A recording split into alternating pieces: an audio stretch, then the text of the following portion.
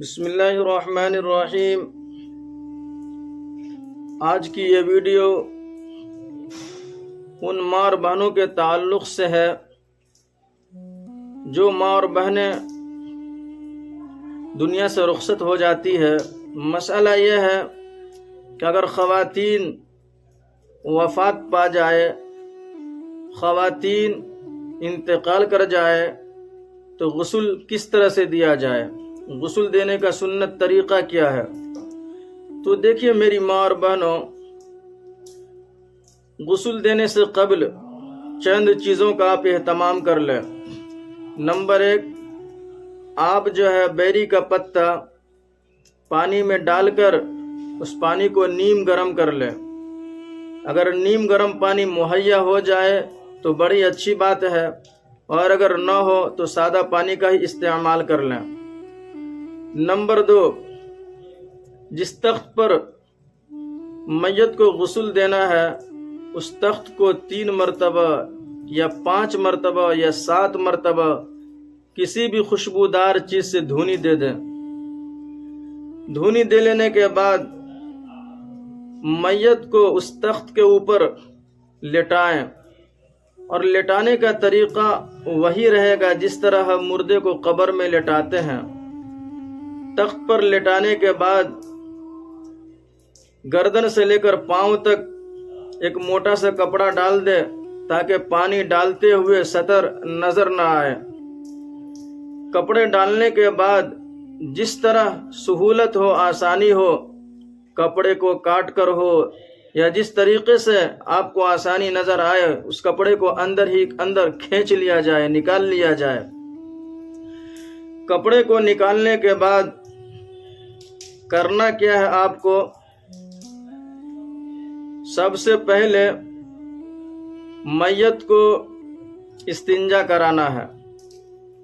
استنجا کس طرح سے آپ کرائیں تو دیکھیں میری ماں اور بہنیں، آپ اپنے بائیں ہاتھ میں کوئی موٹا سا کپڑا لپیٹ لیں، دستانے پہن لیں، اور دستانے پہننے کے بعد سطر کے اوپر جو کپڑے ڈالے گئے ہیں ان کے اندر سے آہستہ آہستہ سہلائیں اور پانی بہائیں۔ یہ استنجا کا طریقہ ہے۔ جب اس طرح سے استنجا کرا دیں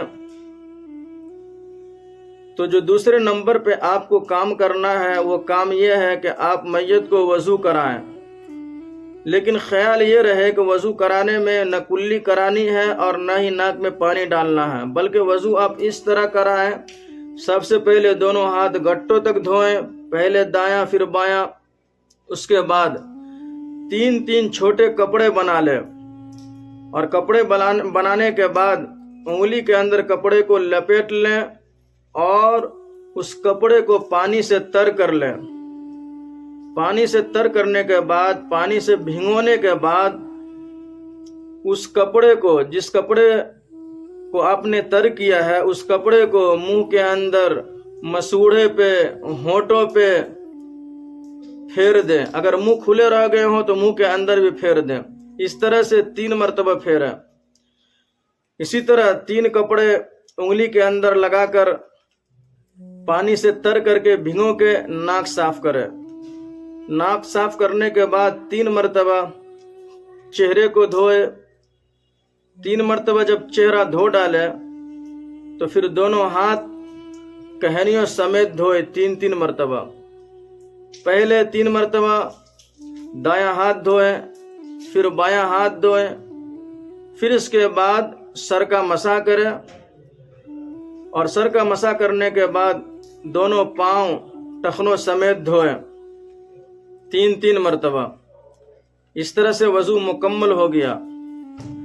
وضو مکمل ہونے کے بعد میری ماں اور بہنوں، آگے آپ یہ سنیں، وضو مکمل کرانے کے بعد ناک کے اندر، کان کے اندر، منہ کے اندر روئی یا کوئی کپڑے وغیرہ ہو ڈال دے تاکہ غسل کراتے ہوئے پانی جو ہے اندر نہ جائے۔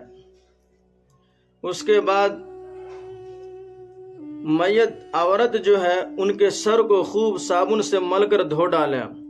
جب آپ اس سے فارغ ہو جائیں تو میت کو بائیں کروٹ پر لٹا دے اور سر سے لے کر پاؤں تک دائیں کروٹ کے جانب سے 3 مرتبہ پانی ڈالے، 3 مرتبہ پانی بہائے، تاکہ وہ پانی بائیں کروٹ کے نیچے تک پہنچ جائے، اور ملے بھی، صابن بھی لگائیں اس طرح سے۔ اس کے بعد جب 3 مرتبہ پانی بہا ڈالے تو پھر میت کو دائیں کروٹ پر لٹا دے اور اسی طریقے سے 3 مرتبہ سر سے لے کر پیر تک بائیں کروٹ پر پانی بہائے، تاکہ وہ پانی دائیں کروٹ کے نیچے تک پہنچ جائے۔